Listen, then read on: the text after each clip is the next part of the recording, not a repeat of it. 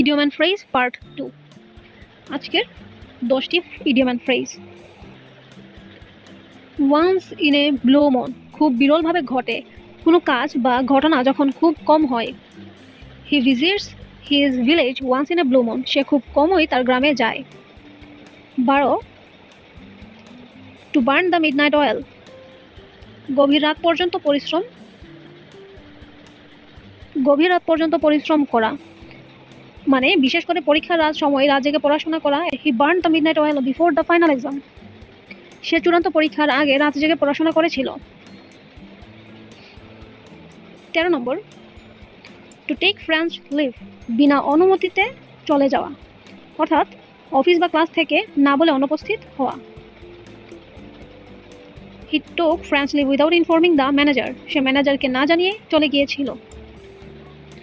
14 number, a white elephant, অতি মূল্যবান কিন্তু অকাজের বস্তু, অনেক খরচ হয় কিন্তু কোনো কাজে আসে না এমন কিছু বোঝাচ্ছে।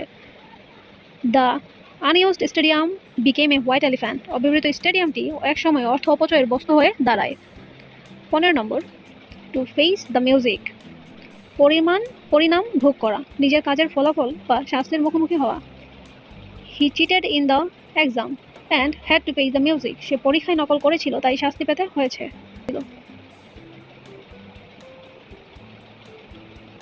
16, টু ব্রেক দ্য আইস, কথা বলার বা সম্পর্কের সূচনা করা, প্রথমে লজ্জা কাটিয়ে আলাপ শুরু করা। His joke help to break the ice at the party, তার রসিকতায় পার্টিতে পরিবেশ সহজ করে দেয়।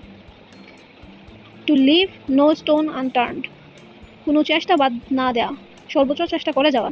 হি left no stone unturned to get the scholarship পাওয়ার জন্য সে কোনো চেষ্টা বাদ দেয়নি। এ বেড অফ রোজেস, আরামদায়ক জীবন, অর্থাৎ কোনো কিছু সহজ ও সুখের। Life is not always a bed of roses, জীবন সবসময় সহজ নয়। To hit the nail on the head, একদম ঠিক কথা বলা, সমস্যার মূল কথাটি বলা বা বোঝা। When he described the problem, he hit the nail on the head, সে সমস্যার মূল কথাটাই বলেছিল। To bury the hatchet, ঝগড়া বা বিরোধ মিটিয়ে বন্ধুত্ব পুনঃস্থাপন করা, আগের শত্রুতা ভুলে সম্পর্ক ঠিক করা। After years of rivalry, they finally buried the hatchet, বহু বছর পর প্রতিদ্বন্দ্বিতার পর তারা শেষমেশ বন্ধুত্ব করল।